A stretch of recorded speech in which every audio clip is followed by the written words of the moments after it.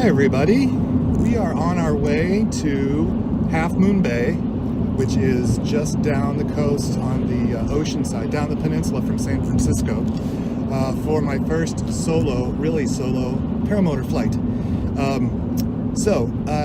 It's a little nerve-wracking, I got to admit, but I have to tell myself I did take the time and invest in some training for this, so I've been taught what to do. I just have to remember it and do it. There's a guy in San Francisco or near here that does paramotoring and paragliding, and he gave me this location as a good place to take off from. You know, we can't be on private property without permission, and certain places like a city park, they have rules against that kind of thing, so it's kind of a trick sometimes to get the right spot to take off from. But this is supposed to be a good one, and I've got the map that has the airspace. I think it's like 3,000 feet becomes controlled airspace for San Francisco International Airport. I'm not going to go that high, so I'm not really worried about that. And I'm going to stay pretty close to where I launched from because, you know, something could happen, and I don't want to land out in the middle of nowhere.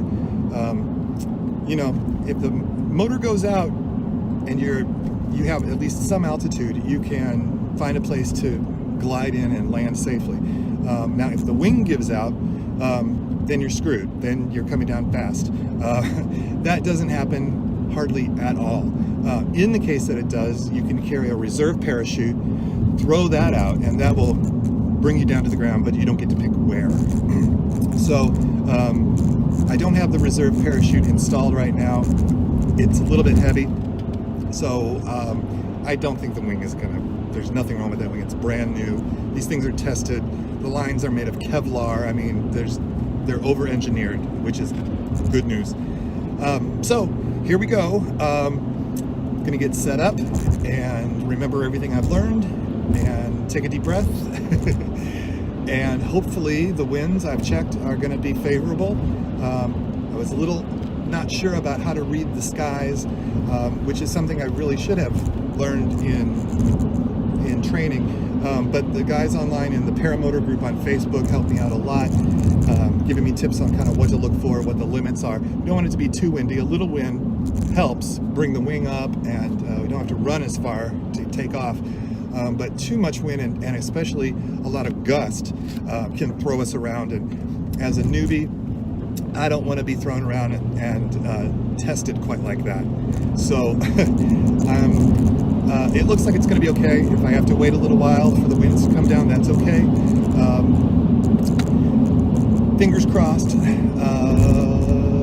Okay, well, here goes nothing.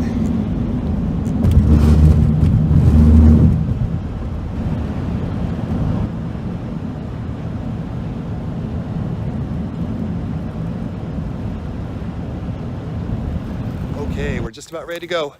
I scoped out the situation here, and the winds seem to be favorable, nice and smooth, not too gusty.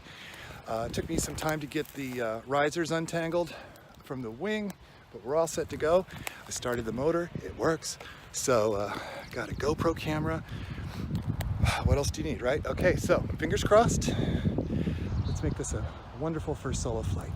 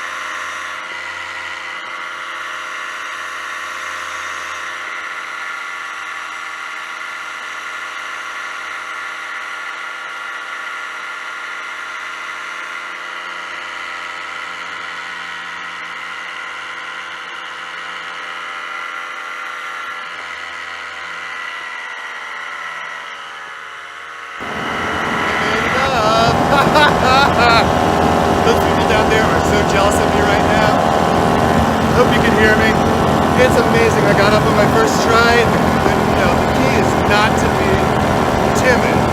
Run and put the throttle on, and whoa, there we go. The sky took me up into it. And you see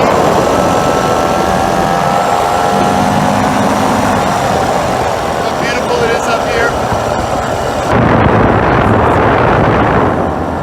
I'm up about 1,000 feet, so nowhere near going into controlled airspace. Yeah, it works. With the rope that I fixed, thank you very much. I'm a little more mechanically inclined than I give myself credit for. And the training paid off. Now, I haven't landed yet. That is the hard part. And the critical part. I gotta come down sometime. But I have plenty of gas. And I don't know what time it is. What time is it? So I got another half an hour of sunlight. This is going to be a fun hobby. Alright, I'll see you on the ground.